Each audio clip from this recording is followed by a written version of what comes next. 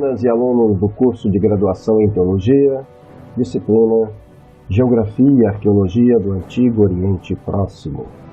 Eu sou o professor Gilmar Vargas e a partir de agora embarcamos nessa aventura cultural e acadêmica.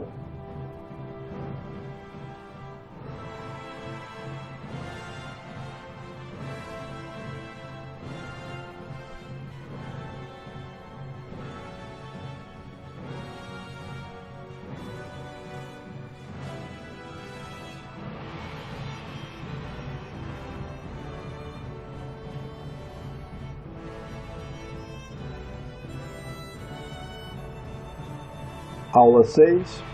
A geografia do êxodo de Israel do Egito.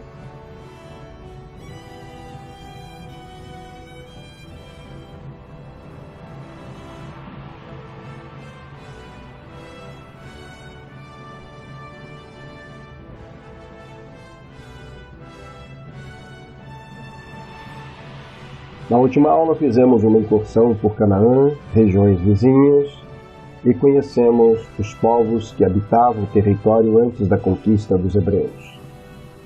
Nesta aula faremos uma viagem que cobre um espaço de 40 anos, através de desertos, montanhas, campinas e oásis, acompanhando a saga do povo de Israel depois de sua saída da escravidão egípcia.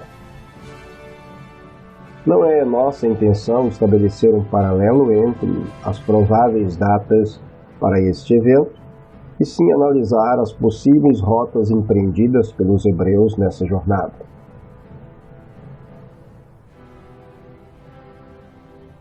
O êxodo do Egito é um dos eventos mais importantes da história bíblica e da história do povo de Israel. Praticamente todas as festas judaicas estão intimamente conectadas com o êxodo, a começar pela celebração da Páscoa. O período de 40 anos em que os filhos de Israel saíram do Egito e entraram na terra de Canaã, foi um período de grandes milagres e maravilhas. Toda a sobrevivência foi milagrosa, distante de cidades, em lugares que dificultavam a sobrevivência do homem, como desertos áridos e inóspitos.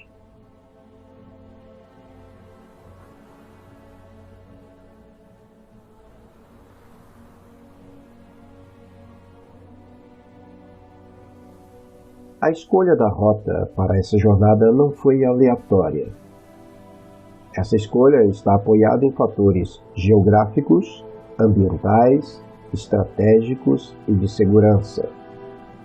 Os 42 acampamentos durante esse período são estágios intermediários da grande jornada à terra de Canaã.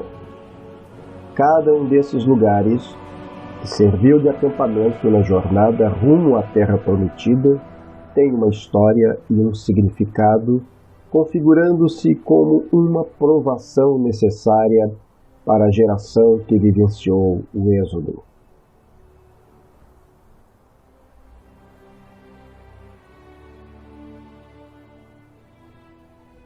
Do Egito saiu uma geração de escravos que, através da ação de Deus no deserto, os tornou uma nação, com unidade nacionais, leis e um sentido de existência. O Êxodo é a história do nascimento de um povo cujo ápice é o recebimento das tábuas da lei no Monte Sinai, o que marcou de forma única e definitiva a existência e a história de Israel. No deserto, os israelitas construíram um templo móvel, o tabernáculo. Aprenderam as leis da Torá, enfrentaram conflitos internos e externos, até que finalmente, após 40 anos, conquistaram a tão sonhada Terra Prometida.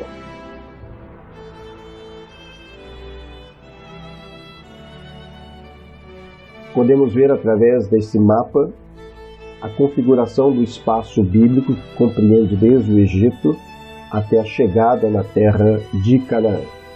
Vemos na parte inferior à direita o Mar Vermelho, o Golfo de Acaba. É importante notarmos que mais à direita ficava a região de Midian, que Moisés estava bem familiarizado com essa região, desde quando ele fugiu do Egito quando tinha 40 anos, veio morar nessa região, casou-se nesse lugar, aqui ele passa 40 anos. Depois, seguindo pelo vale, nós vamos encontrar o Mar Morto. E então, depois do Mar Morto, nós temos o chamado Vale do Jordão, mais à frente o Mar da Galileia e o Monte Hermon. A jornada do povo de Israel, portanto, sai daqui da esquerda do Egito para chegar à terra de Canaã. É o que nós vamos ver a seguir.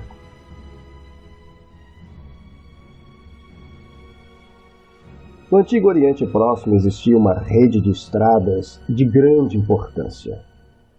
Essas estradas serviam como artérias para o comércio entre o Egito, Canaã e a Mesopotâmia. A topografia da região dificultava a criação de novas rotas, e provavelmente Israel escolheu uma delas para sair do Egito. Vamos conhecer as rotas principais que cortavam o Antigo Oriente Próximo. A Via Maris, também conhecida como o Caminho dos Filisteus, o Caminho do Mar, a Estrada Real, o Caminho de Sur, o Caminho de Atarim, a Estrada do Deserto, a Rota do Mar Vermelho, a Estrada do Monte Seir, as Rotas do Sul.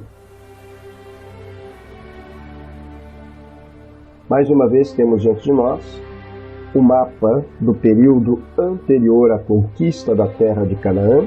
Na parte inferior temos o Mar Vermelho, à esquerda há um braço que é chamado de Golfo de Suez. Não pode ser confundido com o Canal de Suez. O Canal de Suez foi uma obra muito posterior, já no século XVIII e XIX, cavado para ligar o Golfo de Suez até o Mar Mediterrâneo, evitando que assim os navios tivessem que contornar toda a África se quisessem chegar à Europa. E, consequentemente, os navios que estavam no Mediterrâneo agora poderiam chegar ao Oceano Índico, ao Golfo Pérsico, sem a necessidade também de contornar a África. Temos aqui algumas estradas, que depois vocês vão se familiarizar com elas, e possíveis caminhos pelos quais o povo de Israel passou saindo da terra do Egito. A Via Maris, o caminho da terra dos filisteus, nós encontramos em Êxodo, no capítulo 13, versículo 17, era uma rota de grande importância. Localizada no norte do Golfo de Suez, seguia do Mar Mediterrâneo, ligava o Egito à terra de Canaã. Era o caminho mais curto para a Palestina. As condições topográficas e climáticas favoráveis tornaram possível o surgimento de muitos povoados às margens da Via Maris. Os escassos recursos hídricos e a falta de vegetação ao longo de 100 quilômetros dessa rota eram uma grande desvantagem. No século XV a.C., esta rota foi usada pelo faraó Tutmoses III. Essa rota também foi mencionada nas placas dos faraós Sete I e Ramsés II. A Bíblia chama essa rota de o caminho da terra dos filisteus. Êxodo 13, 17, o caminho do mar, Isaías, capítulo 9, versículo 1. O livro do Êxodo deixa bem claro que esta rota não foi utilizada pelos filhos de Israel após a saída do Egito. Êxodos, capítulo 13, versículos 17 e 18. Quando o faraó deixou o povo ir, Deus não os levou pelo caminho da terra dos filisteus, posto que mais perto. Pois Deus disse, para que o povo não se arrependa, vendo a guerra, e volte ao Egito. Assim Deus fez o povo rodear pelo caminho do deserto, perto do Mar Vermelho. Os filhos de Israel subiram da terra do Egito, armados para a batalha.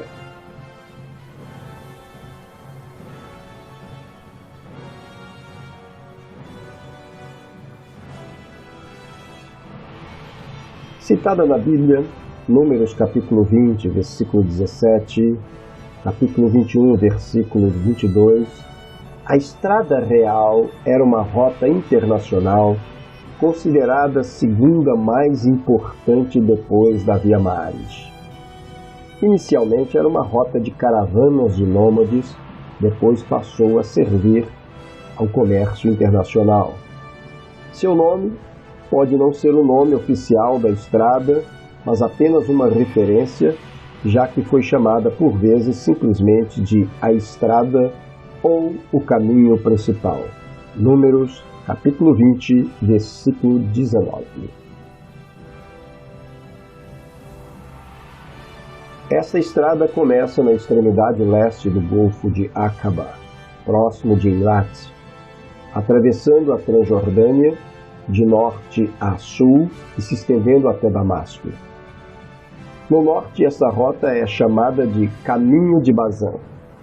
Números capítulo 20, versículo 19.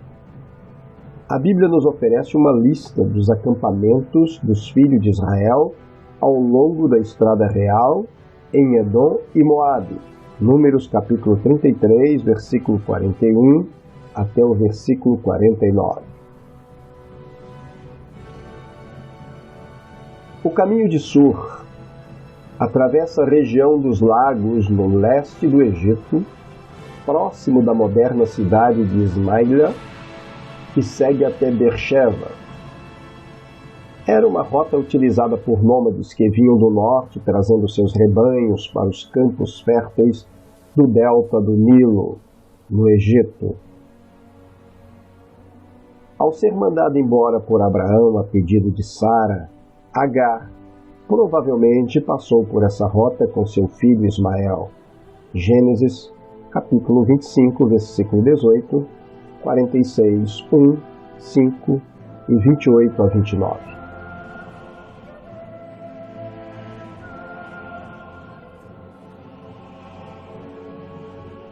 O caminho de Atarim vai de Cades Barneia para Arad. Essa estrada foi usada pelos israelitas para tentar entrar em Canaã. Números capítulo 21, versículo 1. Quando o rei cananeu de Arad, que habitava no Negueb, soube que Israel vinha pelo caminho de Atarim, pelejou contra Israel e levou alguns prisioneiros dentre eles. A estrada do deserto, Êxodo capítulo 13, versículo 18, sai do Egito até o leste do Golfo de Suez e segue para o leste do Golfo de Aqaba até Eilat. A distância entre os dois golfos do Mar Vermelho, Suez e Aqaba, é de 240 quilômetros. É uma rota topograficamente favorável, mas com poucos recursos hídricos. Essa rota era usada por nômades do deserto que vinham de Moabe, Edom, Midian e Arad em direção ao Egito para comprar alimentos para eles e para os seus rebanhos. Essa imagem demonstra muito bem o deserto e a rota por onde se passava.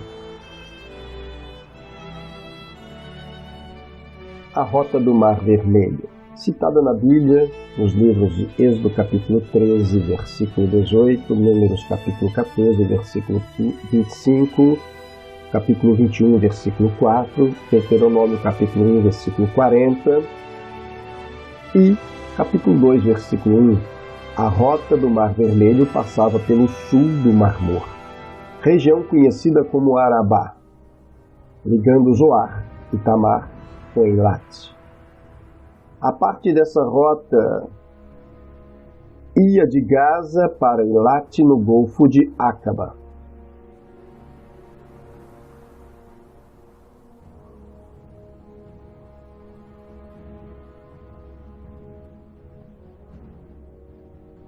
Podemos ver aqui uma imagem de satélite a partir do norte de Israel. A primeira imagem que nós temos de um lago à nossa esquerda é o Mar da Galileia, ou Quinerete, ou de Tiberíades. E descendo pelo Vale do Jordão, nós ainda continuamos chegando até o Mar Morto. E mais à direita temos o Mediterrâneo, E mais ao sul, um pequeno braço que adentra para o território é o Golfo de Aqaba, por onde provavelmente o povo de Israel tenha passado, e ao fundo esse golfo se estende, formando o Mar Vermelho, e à minha direita nós temos ao fundo o Golfo de Suez. A estrada do Monte Seir, Deuteronômio capítulo 1, versículo 2. Provavelmente é a mesma, ou um caminho paralelo ao caminho das montanhas dos amorreus, descrito no livro de Deuteronômio capítulo 1, versículo 19. A estrada do Monte Seir atravessa o planalto de Et-Ti, através do vale de El Arish, para o norte em direção às montanhas do Negueb central. Aqui mais uma vez nós vamos ver a região agora olhando do sul para o norte. À nossa esquerda nós vamos ter o Mar Mediterrâneo, mais abaixo à esquerda a continuidade do Egito através da Península do Sinai, e bem no centro nós temos embaixo a ponta do Golfo de Aqaba, à direita todo o deserto arábico, e continuando pelo meio do mapa o Mar Morto, o Vale do Jordão e o Mar da Galileia. E temos duas cadeias de montanhas, uma à esquerda do Jordão e outra à direita do Jordão, que nós falaremos numa próxima aula. As rotas do sul eram normalmente utilizadas por caravanas que seguiam com destino às minas de cobre, turquesa e manganês. Seguia também em direção aos lugares sagrados através do Golfo de Suez, indo até o centro montanhoso da Península do Sinai. Esta rota foi utilizada tanto pelos faraós egípcios, em direção às minas de Serabit el-Qadim, Magara e Nasb, como também por peregrinos que atravessavam os vales de Sidri, Feirã e El-Sheikh.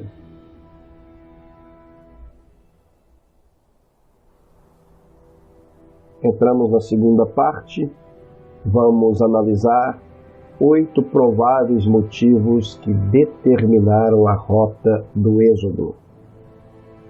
Por que eles escolheram uma rota diferente das demais que são tradicionalmente descritas?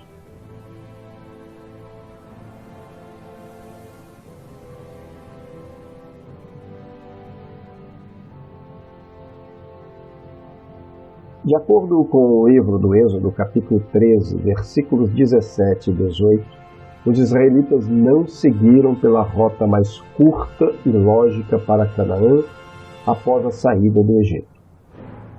A Via Maris segue a costa do Mediterrâneo e atravessa o território dos filisteus, também conhecida como o Caminho da Terra dos Filisteus.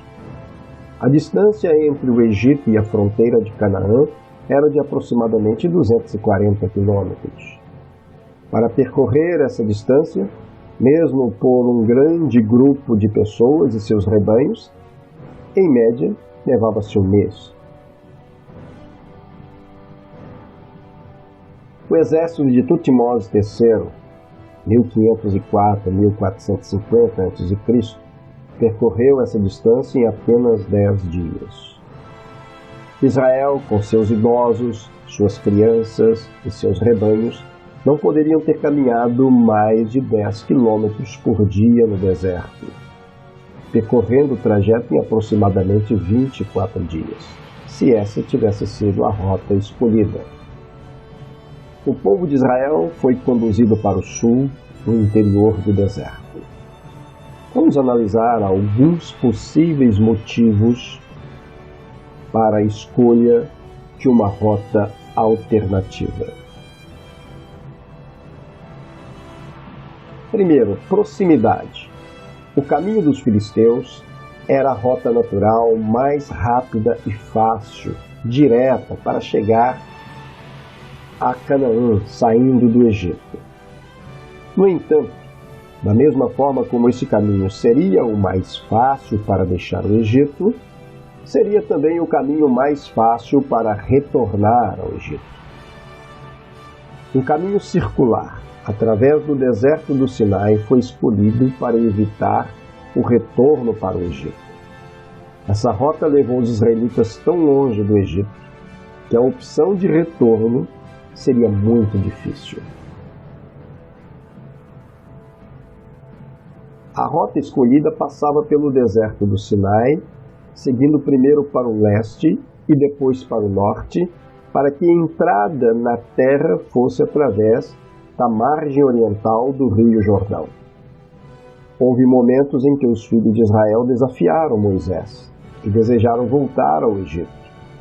Pi-Hahirote, Êxodo capítulo 14, versículos de 9 a 11, Refidim, Êxodo capítulo 17, versículos de 1 a 9, Taberá, Números capítulo 11, o episódio dos espias, Número capítulo 14, e deixei por último Mara, Êxodo capítulo 15, versículo 22 a 24.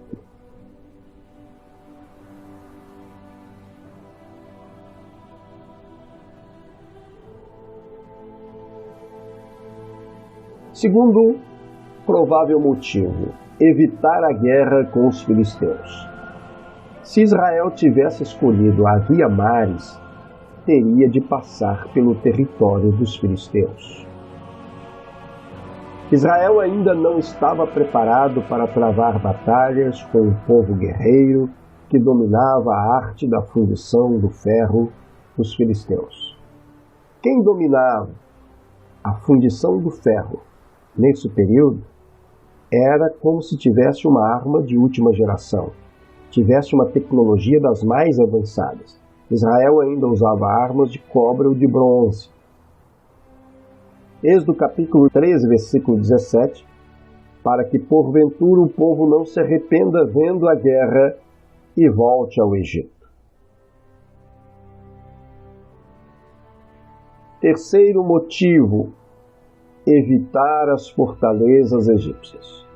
Desde a época do faraó Amenemhet I, 1981-1952 a.C., os egípcios construíram várias fortalezas militares ao longo do Istmo de Suez, por causa da vulnerabilidade da fronteira a nordeste. Esta linha de defesa é conhecida como o Muro de Horus, provavelmente citado na Bíblia como Sur, Êxodo capítulo 15, versículo 22, que significa literalmente Sur, e impedia a passagem de tribos nômades. A rota mais curta para Canaã através do território filisteu estava fechada por essas fortificações. Em 1980 foi descoberta uma imensa fortaleza no início do caminho da terra dos filisteus, localizada em uma faixa estreita de terra com água dos dois lados. Servia como um grande obstáculo contra invasores do leste e também contra pessoas que desejassem deixar o Egito sem autorização. No templo de Amon-Ra, em Karnak, no período do faraó Sete I, 1294-1279 a.C., está entalhado na parede externa mais de 20 fortalezas na Estrada de Horus. A Estrada de Horus era muito fortificada para servir de rota de fuga para o povo de Israel.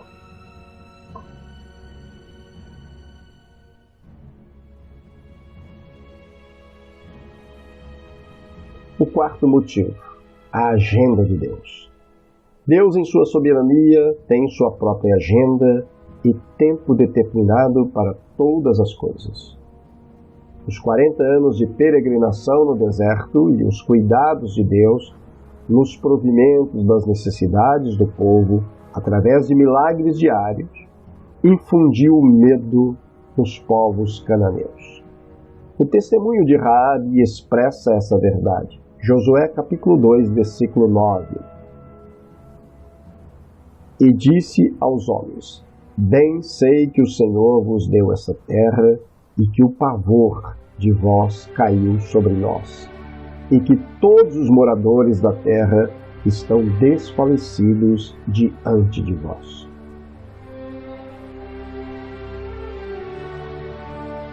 Quinto provável motivo: as provações. No deserto, o povo de Israel passou por testes e provações com resultados extraordinários que uma jornada rápida não seria capaz de produzir. Deuteronômio, no capítulo 8, versículo 2 e versículo 3, está escrito: Lembrar-te-ás de todo o caminho pelo qual o Senhor teu Deus te guiou no deserto esses 40 anos, para te humilhar e te provar, para saber o que estava no teu coração, se guardarias ou não os seus mandamentos. Ele te afligiu e te deixou ter fome, depois te sustentou com o maná que não conhecias, e que teus pais também não conheceram, para te dar a entender que não só de pão vive o homem, mas de tudo que sai da boca do Senhor.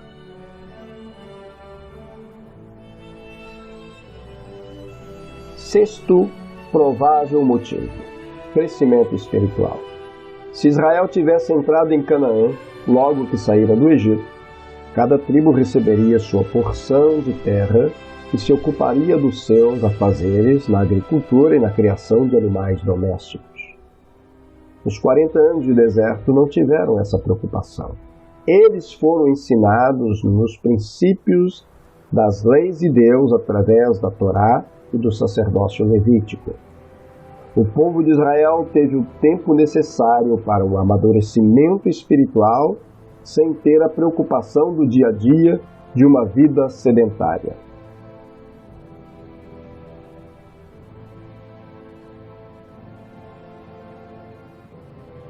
Não tinham necessidade de plantar e colher, pois o sustento vinha do alto, por meio do maná que caía 6 vezes por semana, com exceção do sábado, que deveria ser inteiramente dedicado ao Senhor.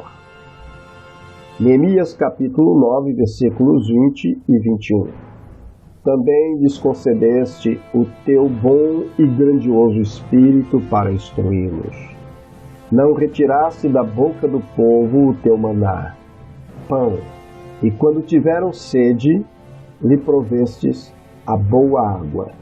Durante 40 anos os sustentastes no deserto, e nada lhes faltou.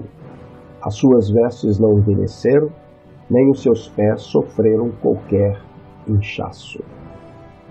No deserto, todos os esforços poderiam ser dirigidos para os estudos, o conhecimento da lei e o crescimento espiritual. O sétimo provável motivo: a preparação de um exército para a conquista de Canaã. As cidades cananeias eram fortificadas e o povo era bem militarizado e desenvolvido para a época. Os espias enviados por Moisés a partir de Cádiz Barneia espiaram Canaã por 40 dias e relataram o que viram. Números no capítulo 13, versículos 27 e 28, e deram o seguinte depoimento a Moisés: Fomos à terra a qual nos enviaste. Na verdade, é terra onde também emana leite e mel. Eis os seus produtos. Contudo, o povo que a habita é poderoso. As cidades são fortificadas, muito grandes. Também vimos ali descendentes de Enac.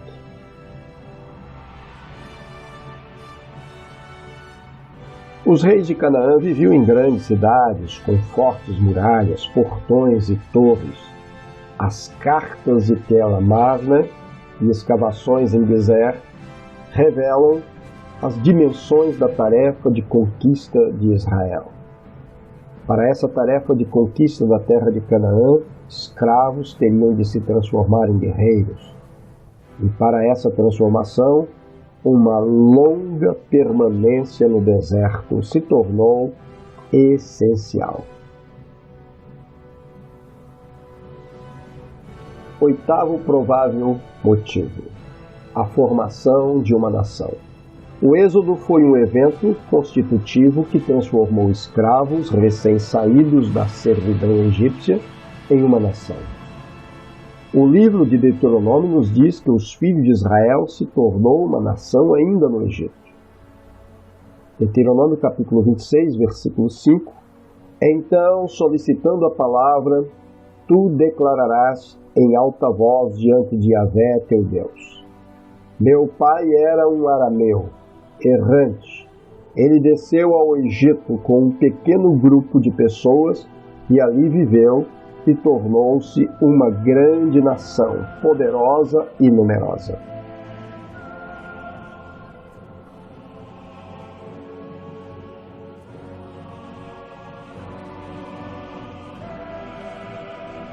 O livro do Êxodo, no entanto, diz que essa transformação aconteceu no deserto, depois de Israel aceitar o pacto divino. Êxodo capítulo 19, versículos 4 a 6. Vós mesmo vistes o que eu fiz aos egípcios, e como vos carreguei sobre as asas de águia, e vos trouxe a mim. Agora, se ouvirdes a minha voz e obedecerdes à minha aliança, sereis como o meu tesouro pessoal, dentre todas as nações, ainda que toda a terra seja minha propriedade. Vós sereis para mim um reino de sacerdotes e uma nação santa. Estas são as palavras que dirás aos filhos de Israel.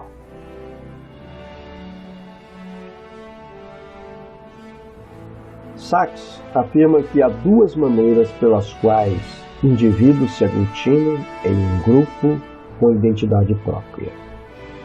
A primeira maneira é a do passado. Pessoas sentem-se ligadas umas às outras por terem uma história, uma ancestralidade, uma origem comum. Esse é o tipo de vínculo que une povos e grupos étnicos. Cada um deles é uma comunidade do destino. A palavra hebraica é Am, um povo. Am significa povo, nação, comunidade, população, multidão.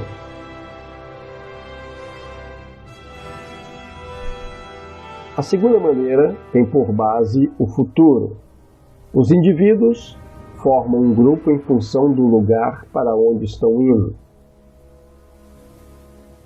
por aquilo que são chamados a alcançar. Compartilham ideias e têm uma visão comum.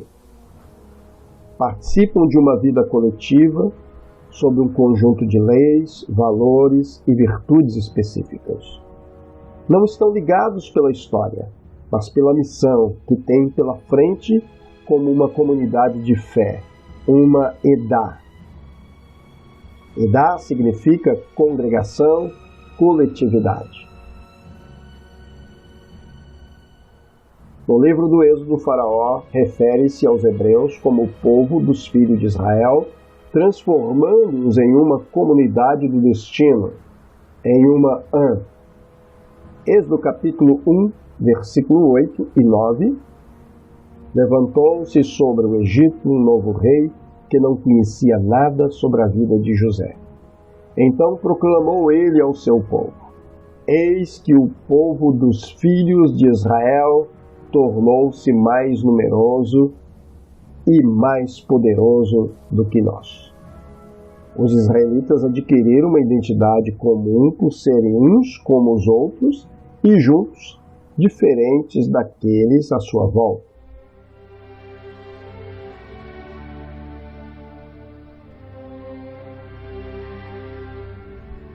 Tinham os mesmos ancestrais e as mesmas origens. Foi a primeira maneira pela qual se transformaram em uma nação.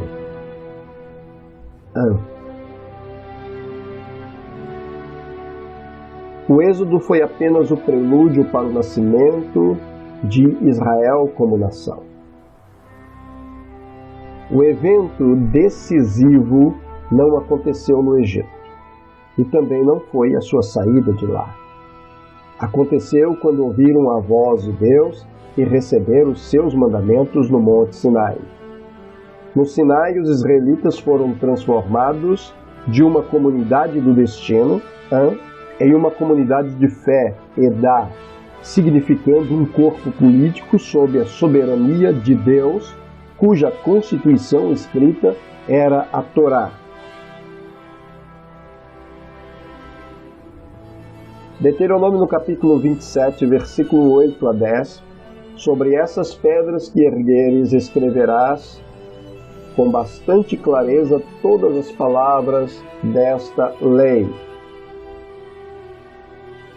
Então Moisés, tendo ao seu lado os sacerdotes levitas, proclamou a todo Israel: Faze silêncio e ouve com atenção, ó Israel. Hoje vieste a ser povo de Yahvé teu Deus. Portanto obedecerás à voz do Senhor teu Deus e lhe cumprirás os mandamentos e os decretos que hoje te ordeno.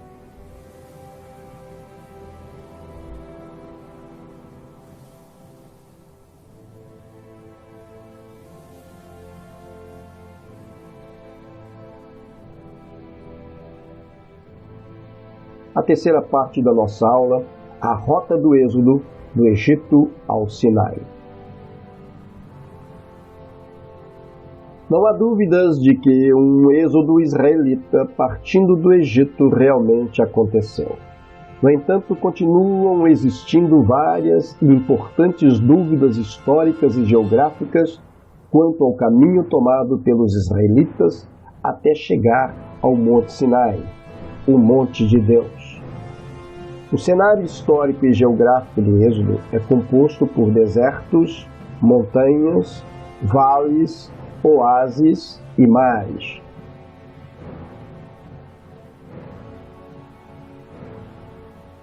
Nesse cenário, o relevo é desértico, com temperaturas que variam de 47 graus durante o dia e menos 9 graus à noite. Para amenizar os sofrimentos da dura jornada dos israelitas, Deus, durante o dia, providenciava sombra por meio de uma nuvem sobre o acampamento. E à noite, uma coluna de fogo produzia calor e os aquecia do frio intenso.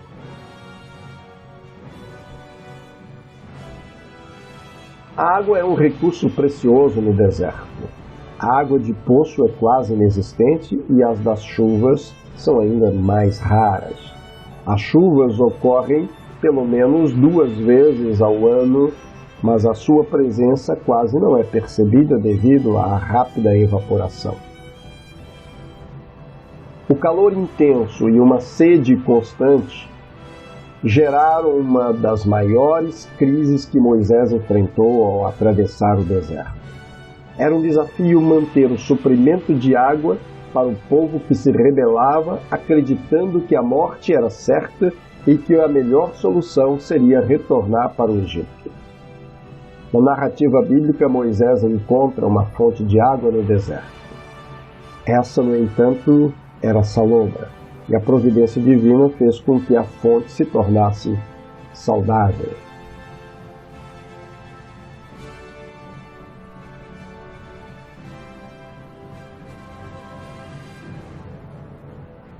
Pela escassez ou total falta de elementos arqueológicos que comprovem a presença de Israel no Egito, no Êxodo, com exceção das fontes bíblicas, a rota tomada pelos israelitas também é motivo de muitas controvérsias. Várias rotas já foram sugeridas, no entanto, a que obtém maior apoio de historiadores e arqueológicos é o caminho de Sur. Pesquisas ainda continuam sendo feitas buscando responder 3 perguntas cruciais. Que rota foi usada pelos israelitas? Em que lugar do Mar Vermelho aconteceu a travessia? Onde está localizado o Monte Sinai? No Egito ou na Arábia?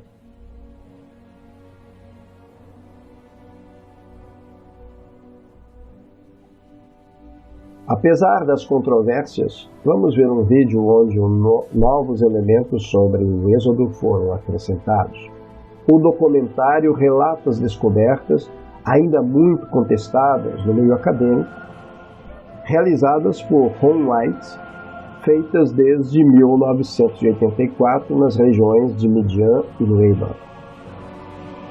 Eu particularmente já visitei o deserto do Sinai e a região de Nueiba e confesso que é muito provável que as informações contidas no vídeo a seguir contêm elementos importantes da compreensão da rota do Êxodo, da travessia do Mar Vermelho e da localização do Monte de Deus, o Horeb. Vamos ao documentário.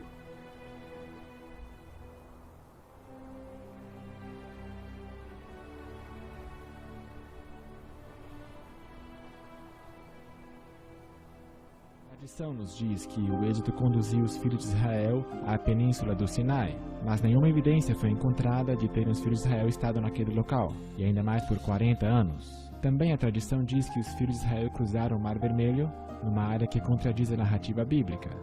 Poderiam os lagos amargos ser o Mar Vermelho referido na Bíblia? Poderiam milhares de soldados se afogar em águas relativamente rasas? O Monte Sinai tradicional, chamado Jabel Musa, fica situado na área meridional, montanhosa, da Península do Sinai. Esta área foi escolhida por Helena, a mãe do imperador romano Constantino, no IV século. Não foi escolhida por qualquer evidência arqueológica no local, mas baseada nos sonhos de Constantino, e subsequentemente escolhida por Helena como Monte Sinai. Depois do VI século, o imperador Justiniano construiu o mosteiro de Santa Catarina ao pé da montanha, para estabelecer um senso de autenticidade para o local.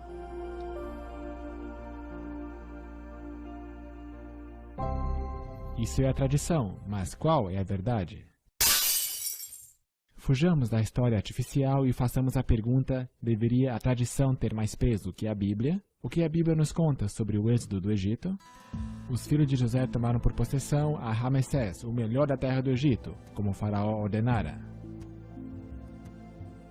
Esta área faz parte do delta do Nilo, na parte norte do Egito.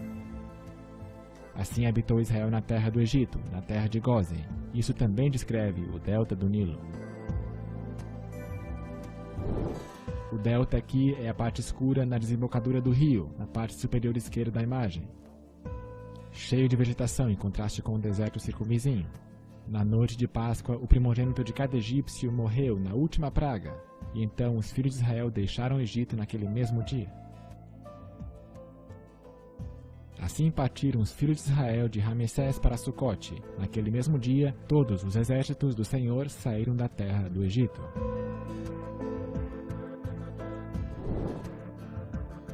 No dia de Páscoa, os filhos de Israel cruzaram os canais do Nilo e se tornaram uma unidade organizada em Sucote. Eles tinham deixado o Egito, mas ainda se encontravam no território controlado pelos egípcios. Deus fez o povo rodear pelo caminho do deserto, do Mar Vermelho. O deserto do Mar Vermelho é o que nós chamamos hoje de a Península do Sinai, que é rodeada pelos dois lados pelo Mar Vermelho. Foi pela região do norte da península que eles viajaram dia e noite, em fuga apressada das mãos de Faraó. Durante o dia eles estavam sombreados pela coluna de nuvem, que também teria provido umidade para eles.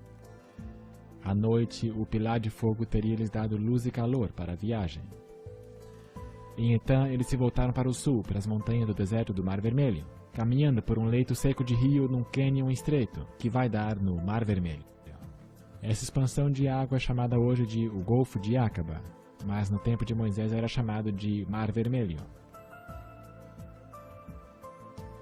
Também o rei Salomão fez naus em Ezion-Geber, que está junto a Elate, a praia do Mar Vermelho, na terra de Edom. A antiga Elate é a moderna Eilat, em Israel. O nosso moderno Golfo de Acaba é o antigo Mar Vermelho, ou Yam Suf.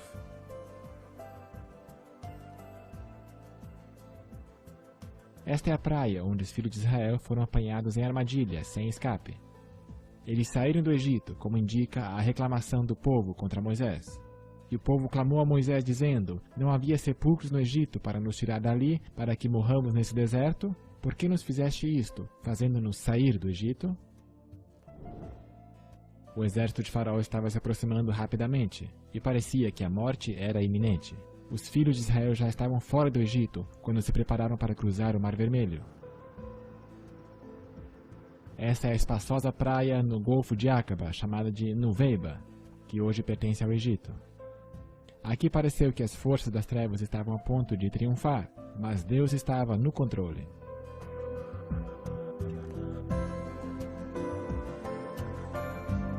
Do outro lado do mar se encontra Midian e o Monte Santo de Deus. O relato bíblico mostra que eles acamparam entre Migdol e o mar. Migdol significa uma cidade fortalecida, ou torre. Na extremidade norte da praia encontramos ruínas de um forte antigo, que permanece parcialmente de pé até hoje. Foi uma vez um edifício de 3 pisos, capaz de alojar centenas de soldados egípcios que poderiam ter impedido qualquer fuga pelo norte da praia. O local está precisamente a noroeste da terra, entre as montanhas e o mar, para controlar o movimento dos viajantes na área. A fortaleza hoje está recebendo uma nova cobertura, que infelizmente está cobrindo os blocos de pedra originais.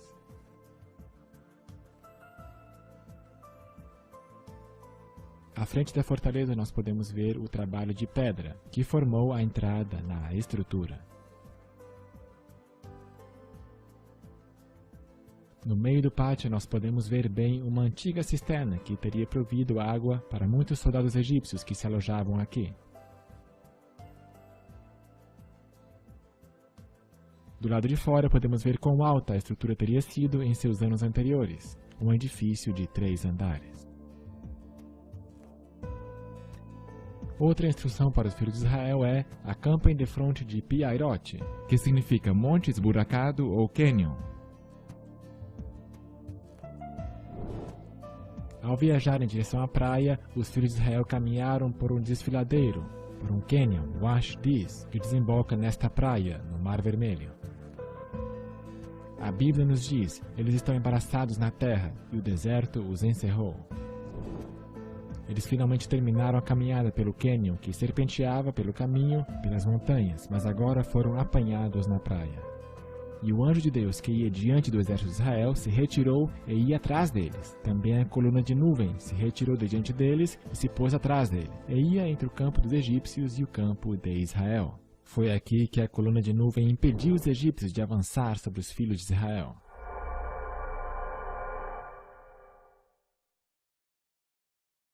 Joséfo nos relata que havia em cada lado um desfiladeiro de montanhas que dava no mar, que era intransponível por ser tão acidentado e impedia sua fuga.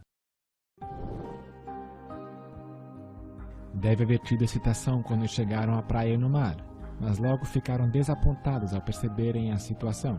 Eles estavam em uma armadilha, esperando a morte pelas mãos do exército de Faraó.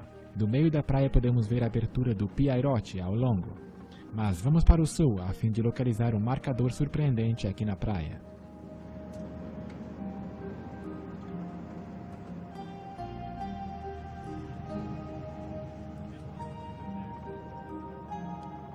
Próxima à estrada nós encontramos essa grande coluna que foi encontrada por Ron Wyatt em 1978, durante a sua primeira visita a esta praia. A coluna havia caído e estava no chão à borda da praia, mas hoje está a aproximadamente 1.500 metros do mar e foi fixada em concreto.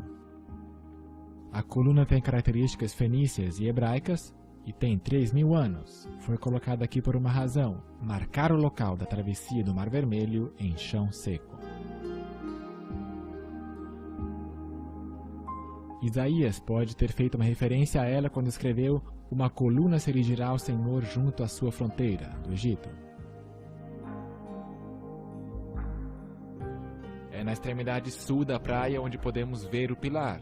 Uma coluna do outro lado do Golfo, na Arábia, foi encontrada por Ron Wyatt em 1984 e foi mostrada às autoridades sauditas. No pilar saudita haviam inscrições hebraicas, que incluíam as palavras Faraó, Misraim, Egito, Moisés, morte, água, Jeová, Salomão e Edom. As inscrições nesta coluna foram apagadas, já que os egípcios que viviam aqui não estavam entusiasmados sobre o marcador de celebração hebraica situado no próprio quintal deles. Na época da descoberta da coluna no lado de Nuveiba, a região estava ocupada pelos israelenses, razão pela qual os judeus reconheceram a coluna encontrada e assentaram sobre uma base de concreto. Se as autoridades egípcias hoje admitissem que se trata de um marco israelense, se referindo ao Êxodo, poriam em perigo todo o turismo do suposto Monte Sinai. Alguns alegam que a coluna tem estilo bizantino, da época dos romanos, mas a característica inconfundível destas são seus capitéis, ausentes nesta coluna.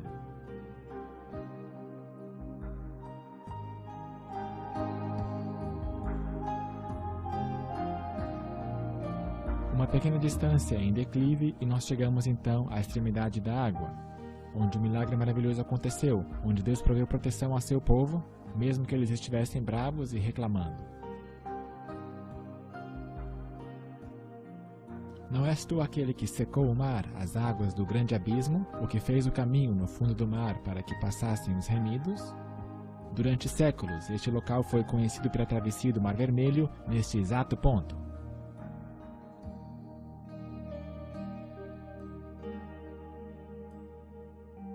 No Google Earth podemos ler o nome Nuweiba neste ponto da praia. Este mapa mais velho detalhado nos revela que Nuweiba é uma abreviação para Nuweiba al-Muzayna. O nome desta praia, Nuweiba al-Muzayna, nos dá a confirmação de que nos encontramos no local correto. A tradução desse nome significa abertura das águas de Moisés.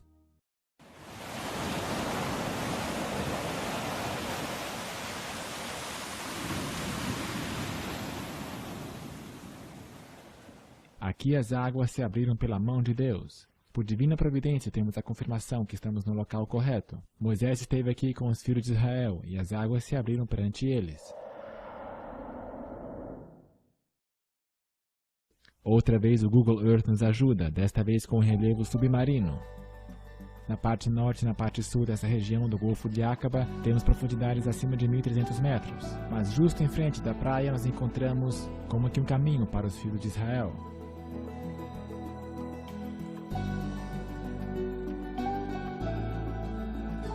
Quando Ron White esteve nesse ponto em 1978, ele decidiu procurar nessas águas por evidências das 20.000 carruagens, cavalos e cavaleiros e soldados a pé. O que ele achou foi confirmado por outros. Mergulhar nessas águas é extremamente fácil, uma vez que as águas são cristalinas, tornando a visibilidade alta. Investigações acharam artefatos que confirmam nossas prévias conclusões sobre o local. O chão do mar é liso e arenoso. Nosso primeiro artefato para inspecionar é esta roda de carruagem, que ainda apresenta 3 dos 4 raios originais. Mas o centro se estende para cima. Nós vemos ângulos de 90 graus aqui, que é uma evidência de estrutura artificial. A Bíblia diz: o Senhor viu o campo dos egípcios e tirou-lhes as rodas dos seus carros.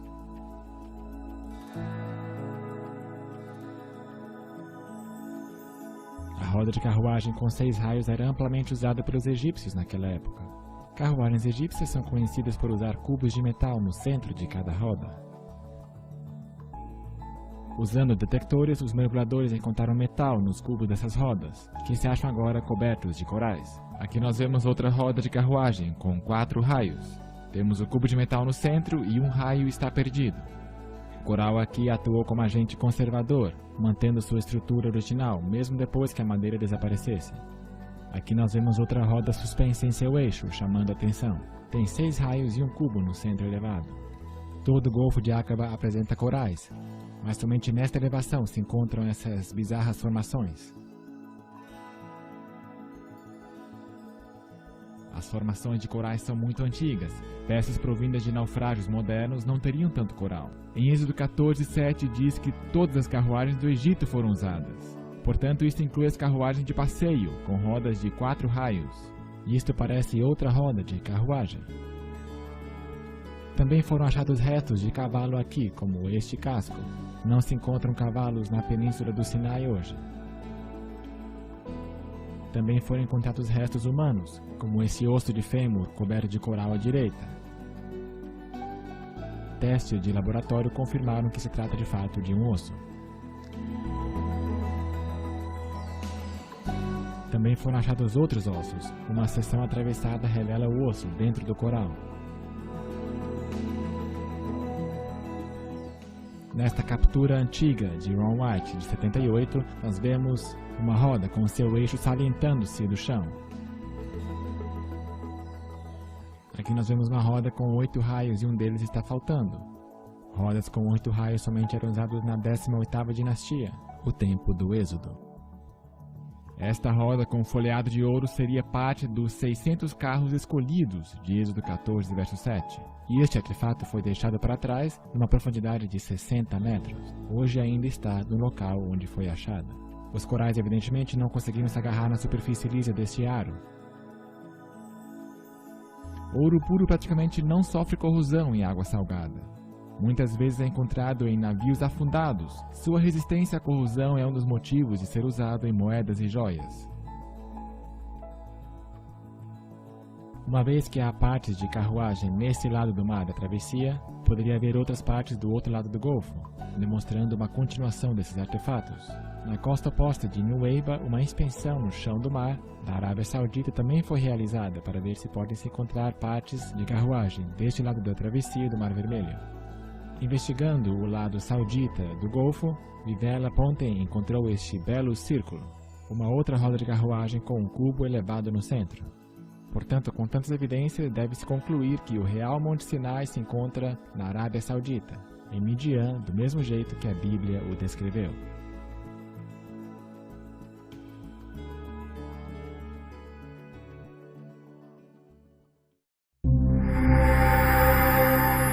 O Monte Sinai. Aos 40 anos de idade, Moisés matou um egípcio e foi forçado, pelas circunstâncias, a fugir para salvar sua vida. A Bíblia afirma que Moisés fugiu da presença de Faraó e se deteve na terra de Midian. E apacentava Moisés o rebanho de Jetro, seu sogro, sacerdote em Midian, e levou o rebanho atrás do deserto, e chegou ao monte de Deus, a Horebe. Mapas mais antigos revelam que Midian se encontra a oeste da Arábia Saudita. É lá onde deveríamos achar hoje o Monte de Deus.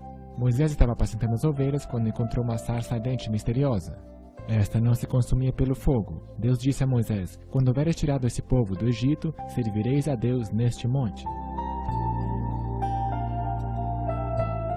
Paulo, no Novo Testamento, nos diz a localização do Monte Sinai. Sinai, um monte da Arábia. O conhecido historiador Flávio Joséfo disse: Monte Sinai é a mais alta das montanhas na região da cidade de Madja. Este é nosso destino, o verdadeiro Monte Sinai na Arábia Saudita, também chamado hoje de Jebel el-Lawz.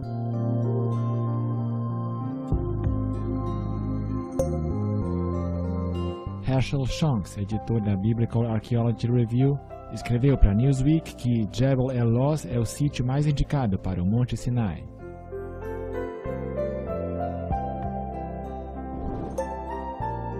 Na costa saudita, no Golfo de Aqaba, nós inspecionamos as ruínas de um pilar que já teve inscrições hebraicas nele, mas foram removidas pelos sauditas depois que Ron White mostrou isto às autoridades. Hoje o litoral do Mar Vermelho tem um marco que indica o local da coluna. Nosso primeiro destino é ali onde os filhos de Israel encontraram água para beber. Então vieram a Elim, e ali havia 12 fontes de água e 70 palmeiras. Usando o programa Google Earth, podemos encontrar o local onde é Elim. Hoje, permanece com todas as verdes palmeiras agrupadas no Canyon, ou Wadi. No chão ainda podemos encontrar poços circulares em operação hoje. Claro que há mais de 70 palmeiras aqui hoje, mas incrivelmente 12 fontes de água ainda estão aqui em Elim.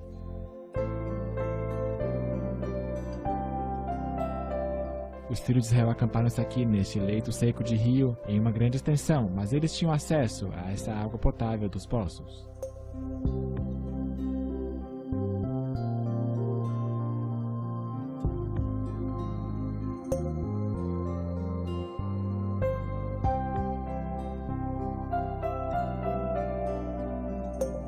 Partindo de Elim, toda a congregação dos filhos de Israel veio ao deserto de Sin, que está entre Elim e Sinai.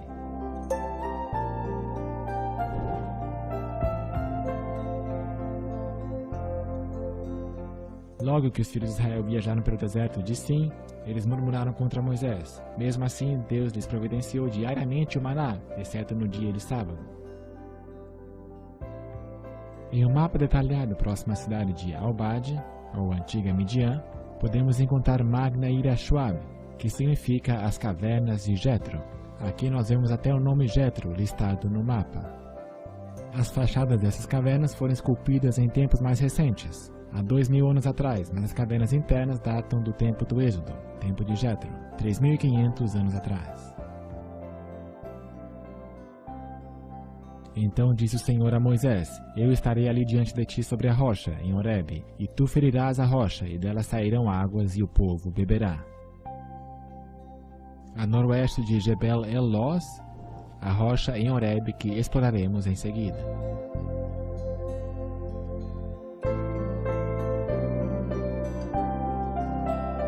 Erguendo-se do alto de uma colina, vemos uma pedra singular, com mais de 15 metros de altura e pode ser vista com facilidade a grande distância.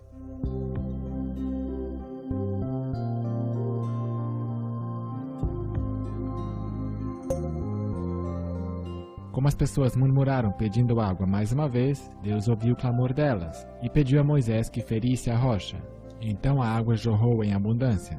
A pedra foi fendida ao meio, de cima para baixo, pela mão de Deus.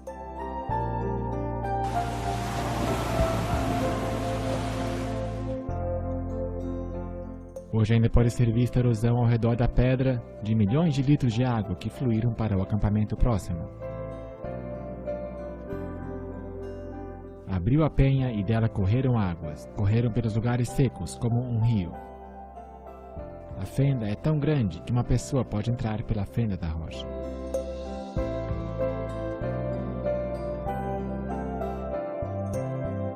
As pedras abaixo mostram claramente sinais de erosão da água.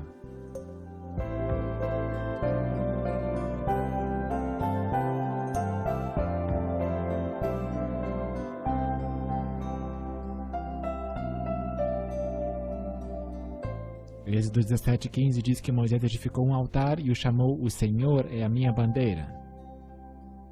Aqui no acampamento há um grande altar quadrado feito de pedras não lavradas e foi construída após a derrota dos amalequitas.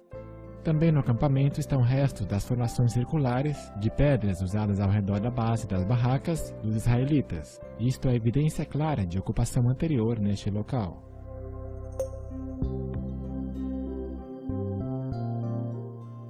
Nosso próximo destino é Jebel El-Loz, ou Monte Sinai, o Monte de Deus. Ao cruzarmos as montanhas, nós vemos o cume do Monte Sinai. O cume está enegrecido, marcado pela presença de Deus.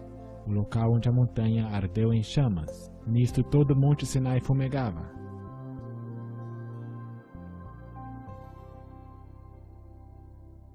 O relato bíblico diz que todo o Monte Sinai fumegava, porque o Senhor descera sobre ele em fogo, e a sua fumaça subiu como fumaça de uma fornalha, e todo o monte tremia grandemente. À direita do cume está o local da caverna de Elias.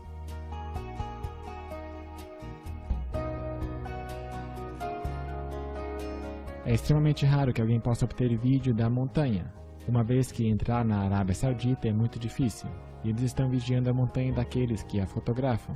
Próximo à base do Monte Sinai está a casa do vigia, e a cerca que protege a área onde muitos artefatos estão localizados, que ajudam a identificar o local.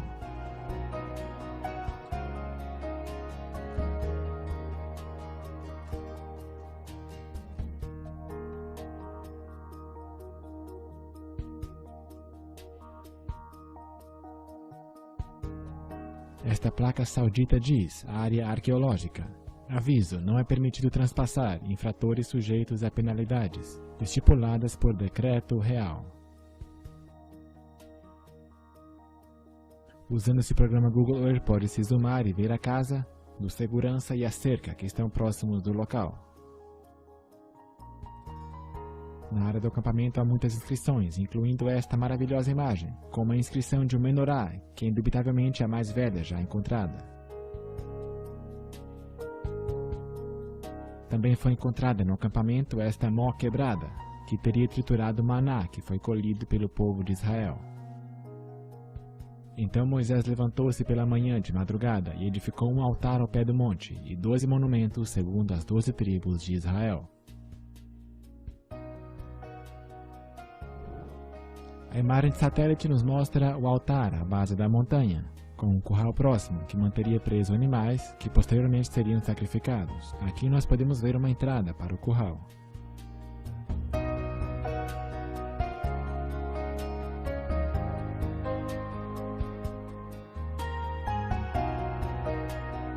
Restos de pilares também se encontram nesta área.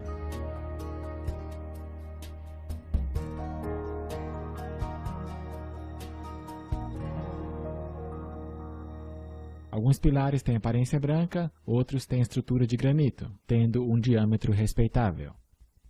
Desta mesma área pode-se ver o cume enegrecido do Monte Sinai. A rocha esteve literalmente fumegando com o intenso calor da presença de Deus. Enquanto Moisés estava na montanha com Deus, um bezerro de ouro foi fabricado. Descendo do monte, Moisés viu as pessoas que dançavam ao redor do bezerro. Aqui temos a visão de cima da montanha, do acampamento, e a base do altar para o bezerro de ouro. Eis aqui a visão satelital do aglomerado de pedras que constituíam a base do altar.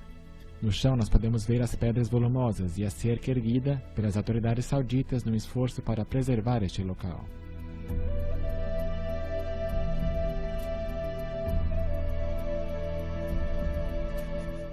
Novamente nós temos o aviso do governo, advertindo os visitantes a se manterem fora do local. Foi em cima dessas grandes pedras que o bezerro de ouro foi colocado. 11 das 12 tribos de Israel dançaram ao redor do bezerro de ouro.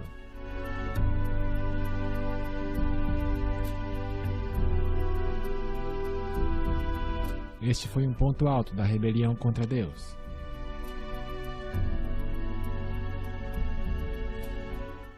Focalizamos nossa câmera através da cerca e reconhecemos inscrições notáveis nas pedras. Figuras de um dos deuses egípcios foram riscadas na rocha. Ouro já era tido em alta conta no Egito, de onde os filhos de Israel tinham partido. Assim eles criaram imagens que vieram naturalmente do coração rebelde deles. Essas imagens foram talhadas aqui porque o bezerro de ouro fora colocado aqui na ocasião. Essas inscrições são únicas na Arábia, de acordo com o arqueólogo saudita.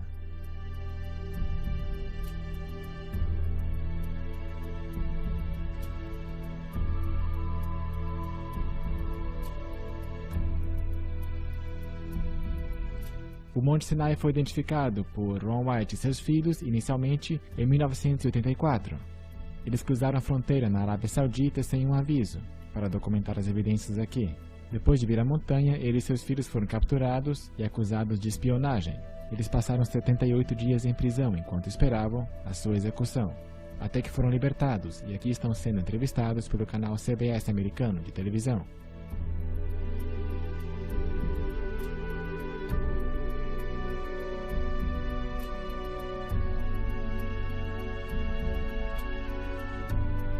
Foi aqui, ao pé do Monte Sinai, que foi construído o tabernáculo, o santuário móvel do deserto. Quando apacentava suas ovelhas, foi aqui que Deus ordenou a Moisés que voltasse e trouxesse os filhos de Israel a este monte, de forma que adorassem, juntos em espírito e em verdade.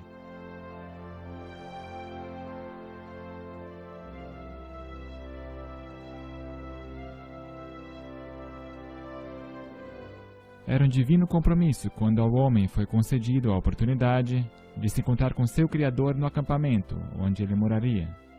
Deus organizou um compromisso amoroso enviado dos céus à terra.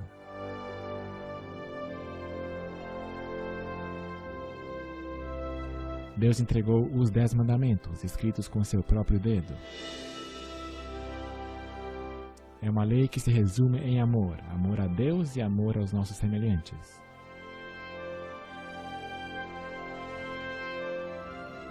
O santuário terrestre seria construído de acordo com o modelo celestial, cada objeto representando o plano da salvação.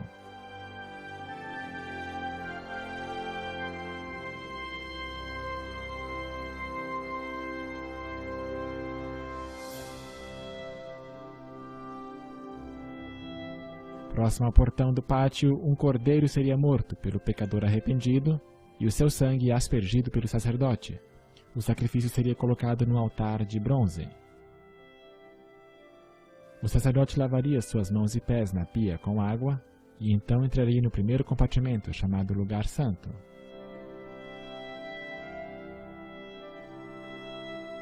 Eis aqui estão 3 objetos importantes.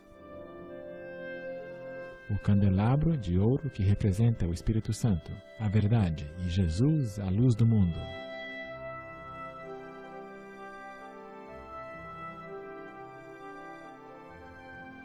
À direita da entrada, a mesa de pães asmos, que representa o pão da vida, Jesus Cristo, a palavra de Deus. O sacerdote colocaria então sangue nos chifres do altar de incenso e aspergiria sangue no véu, que representa o corpo de Jesus. E uma vez por ano, o sumo sacerdote entrava no Santo dos Santos e aspergiria sangue do lado direito do propiciatório da Arca do Concerto. E o Shekinah, a glória de Deus, cobria toda a arca. Deus desceu à terra por nós para que pudéssemos ser seu povo especial. Os 10 mandamentos que foram dados por Deus a Moisés estavam dentro da Arca do Concerto.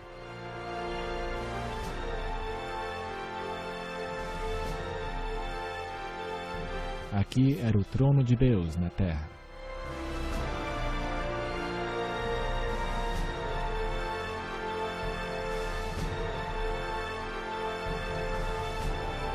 Jesus era o Cordeiro de Deus, o sacrifício oferecido sob o novo concerto para a expiação dos nossos pecados.